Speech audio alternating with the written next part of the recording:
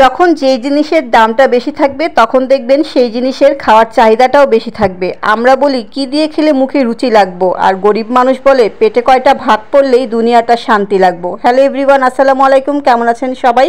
আশা করছি সবাই ভালো আছেন। নতুন একটা ব্লগে সবাইকে আমন্ত্রণ জানাচ্ছি।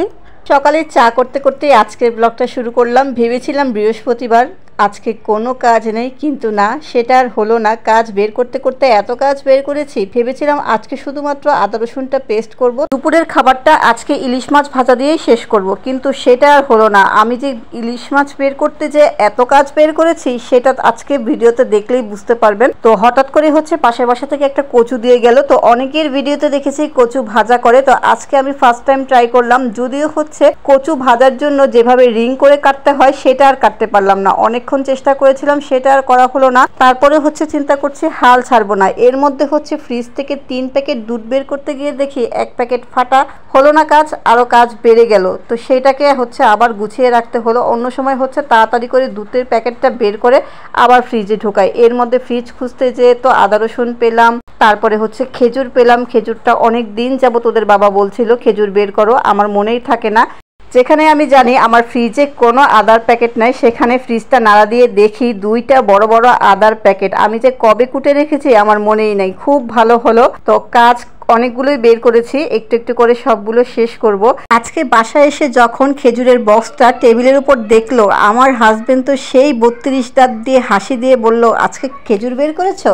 আমি আবার হাফ কেজি আদা, হাফ কেজি রসুনের সাথে হাফ কেজির মতো পেঁয়াজ নিয়েছি। তার সাথে দিব হচ্ছে 250 গ্রামের জিরা, আর দিব কতগুলো শুকনো মরিচ। সব দিয়ে হচ্ছে ব্লেন্ড করে কয়েক বক্স করে হচ্ছে রেখে দিব, যাতে হচ্ছে মিনিমাম আমার 2 থেকে আড়াই মাস সুন্দর করে চলে যাবে। আর একটু ধোয়া টোয়া শেষ করি, তা না হলে হচ্ছে কাজ করতে পারবো না। গুছানো কাজটা আগে করে নেই। বেসিনের আশপাশটা যদি একটু গোছানো থাকে তাহলে কিন্তু কাজ করতে সুবিধা হয়, জায়গা পাওয়া যায়। আর এমনিতেই হচ্ছে সব ছড়িয়ে ছিটে কাজ করা আমার অভ্যাস না, ওইটা আমার একদমই পছন্দ না। আমি একদিক দিয়ে গোছাতে থাকি, আরেকদিক দিয়ে হচ্ছে কাজ করতে থাকি।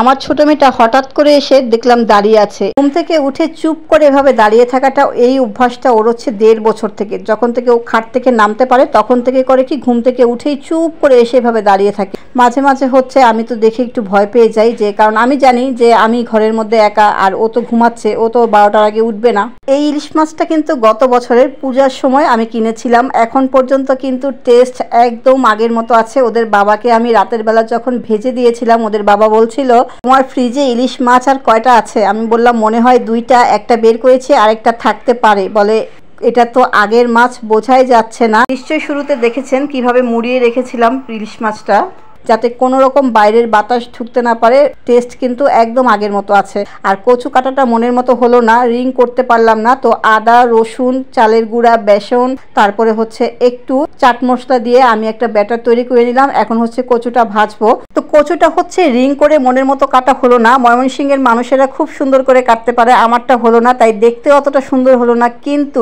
টেস্ট কিন্তু ঠিকই মজার হয়েছে। আমি এই প্রথম কচু ভাজা খেয়েছি, অনেক মজা। এটা যারা না খাবে তারা আসলে বুঝবেই না। ওদের বাবা তো প্রথমে বুঝতেই পারে না এটা যে কচু ভাজা। আর গরম গরম খাওয়ার যে স্বাদ, সেটা যদি আপনারা না খান তাহলে আমার কথা শুনে আসলে আপনারা বুঝবেন না। তো যারা এরকম কচু ভাজা খাননি অবশ্যই একবার খেয়ে দেখবেন। আশা করছি আপনাদের আমার ভিডিওর কথা অবশ্যই মনে পড়বে।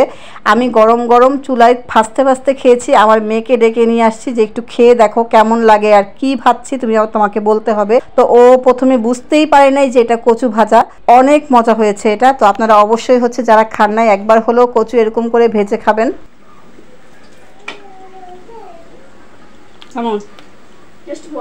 মজা।